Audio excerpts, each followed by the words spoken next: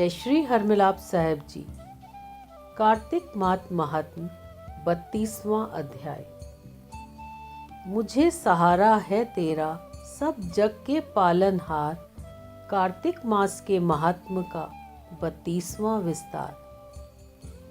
भगवान श्री कृष्ण ने कहा, प्रेतपति यमराज की आज्ञा से धनेश्वरों को नरकों के पास ले गया और उसे दिखाता हुए कहने लगा, हे धनेश्वर, इन भयानक नरकों को देखो जिसमें पापियों को यम के दूत सदा ही दुख देते रहते हैं। यह देखो, यह तत्वाचुक नामक नरक है जिसमें देह जलने के कारण पापी विलाप कर रहे हैं। भोजन के समय जो प्राणी भूखों को भोजन नहीं देते वह बार बार इस नरक में डाले जाते हैं। वह मनुष्य जो गुरु, अग्नि, ब्राह्मण, गौ, वेद और राजा इनको लात मारते हैं, वह भयंकर नरक अतिशय पापों के करने पर मिलते हैं।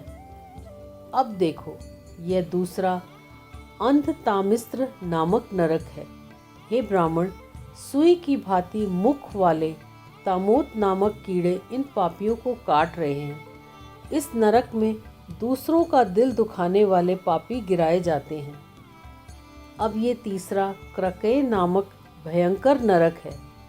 इस नरक में पापी आरे से चीरे जाते हैं। यह नरक भी असी मत्रवण आदि भेदों से 6 प्रकार का है। इसमें स्त्री तथा पुत्रों में वियोग कराने वाले प्राणियों को कढ़ाई में पकाया जाता है।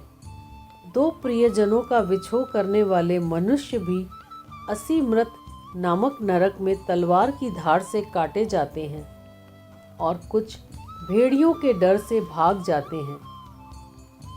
अब तुम यह चौथा नरक देखो। इसका नाम अर्गल है। इसमें पापी लोग तरह तरह से चिल्लाते हुए इधर उधर भाग रहे हैं। यह नरक भी वध आदि भेदों से 6 प्रकार के हैं।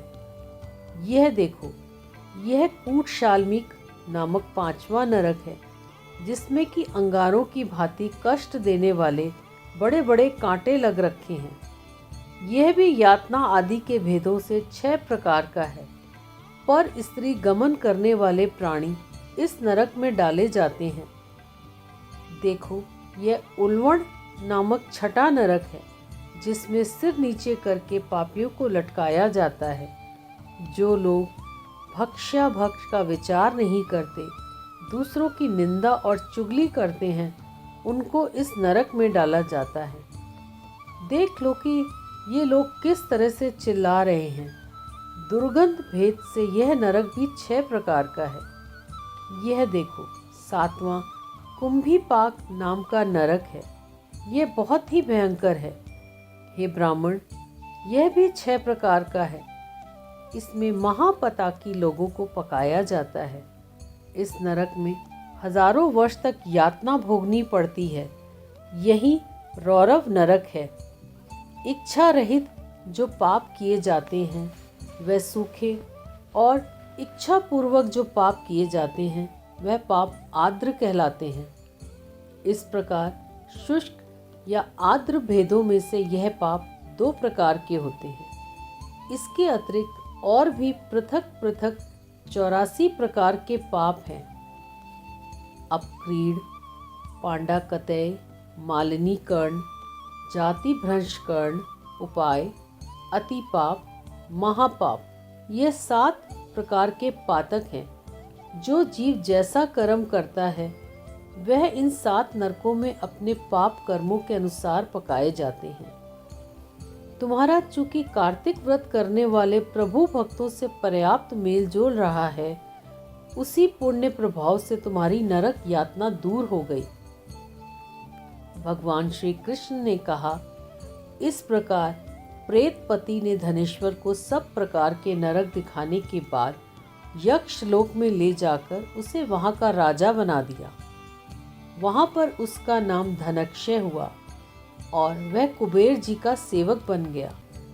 बाद में महर्षि विश्वामित्र ने उसके नाम पर तीर्थ बनाया था।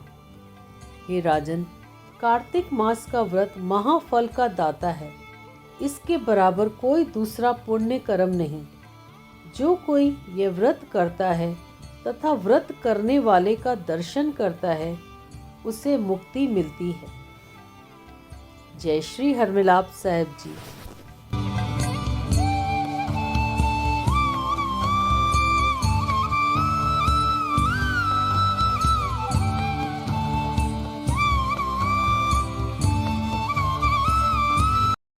कार्तिक महात्म 33वां अध्याय। दया दृष्टि कर हृदय में भाव भक्ति उपजाओ। 33वां अध्याय लिखूं, कृपा दृष्टि बरसाओ।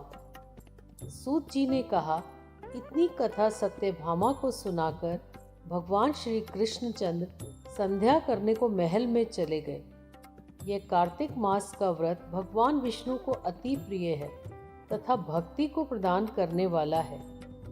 रात्रि जागरण, प्रातःकाल का स्नान, तुलसी वट सिंचन, उद्यापन और दीपदान, यह 5 कर्म भगवान विष्णु को प्रसन्न करने वाले हैं, इसलिए इनका पालन अवश्य करना चाहिए। ऋषियों ने कहा, भगवान विष्णु का प्रिय, अधिक फल को देने वाला, शरीर के रोम रोम को प्रसन्न करने वाला जो कार्तिक महात्म आपने कहा है, ये मोक्ष की चाहना करने वालों या भोग के इच्छुक मनुष्यों को यह व्रत अवश्यमेव करना चाहिए।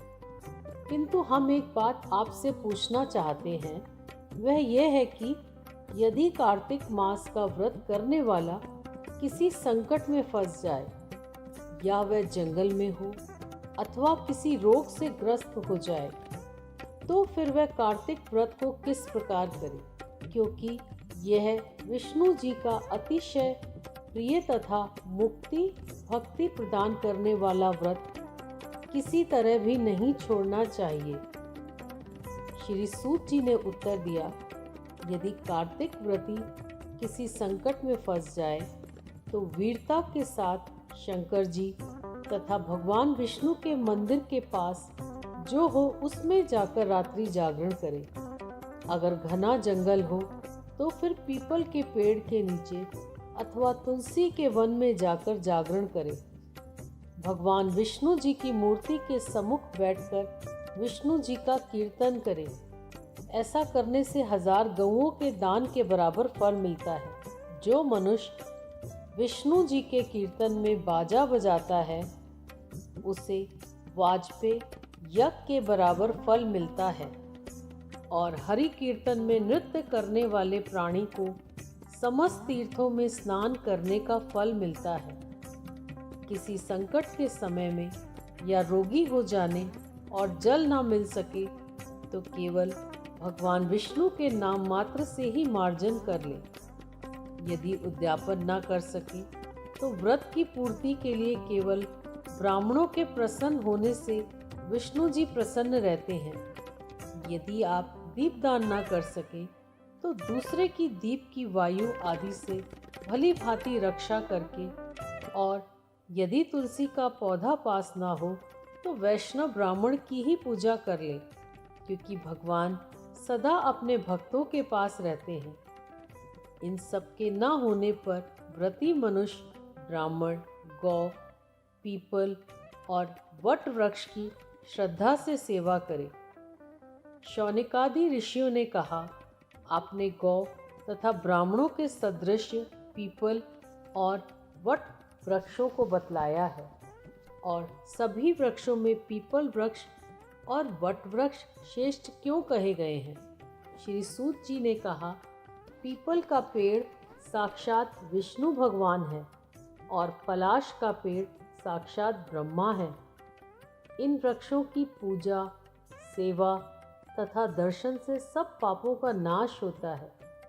ऋषियों ने कहा, हे प्रभु, हम लोगों को इसमें शंका है कि ब्रह्मा, विष्णु और शंकर वृक्ष रूप क्यों हुए? आप कृपा करके हमें बतलाइए। श्री सूत जी ने कहा, प्राचीन काल में भगवान शंकर और पार्वती जी विहार कर रहे थे। उस समय उनके विहार में विघ्न डालने के विचार से ब्राह्मण का रूप धारण करके अग्निदेव वहां पर आ गए। विहार के आनंद के वशीभूत हो जाने के कारण क्रोध में भरकर श्री पार्वती जी ने समस्त देवताओं को शाप दे डाला। पार्वती जी बोली, हे देवताओं, विषय सुख को कीट पतंगे भी जानते हैं। आप लोगों ने देवता होकर भी उसमें विघ्न डाला है, इसलिए आप लोग वृक्ष हो जाओ। सूत जी ने कहा। इस प्रकार क्रोधित पार्वती जी के शाप से सब देवता वृक्ष हो गए। इसी कारण भगवान विष्णु तथा शंकर जी दोनों पीपल और वट वृक्ष हो गए। इसी कारण भगवान विष्णु का शनि देव के साथ योग होने के कारण केवल शनिवार को ही पीपल का स्पर्श करना चाहिए, अन्य किसी दिन नहीं।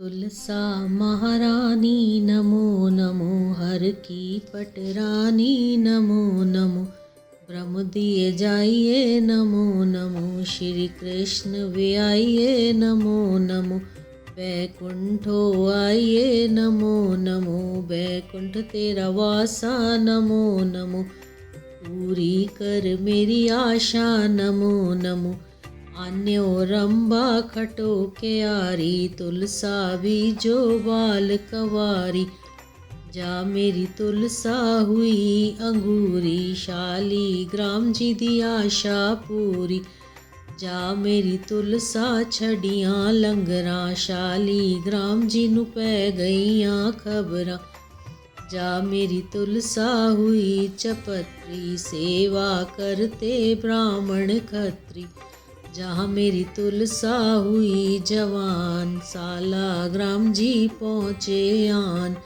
जा मेरी तुलसा पहने सूहे, शाली ग्राम जी आ गए बूहे, जा मेरी तुलसा लैया लावा, कोल बैठी मैं हरि यश गावा, जान मेरी तुलसा बैठी डोली, सारी संगत जय जय बोली, जा मेरी तुलसा चढ़ी चौबारे, मात यशोदा पानी वारे, तुलसा महारानी नमो नमो, हर की पटरानी नमो नमो, ब्रह्म दी जाइए नमो नमो, श्री कृष्ण वे आइए नमो नमो, बैकुंठो आई नमो नमो, बैकुंठ तेरा वासा नमो नमो, बोलो तुलसा महारानी की जय।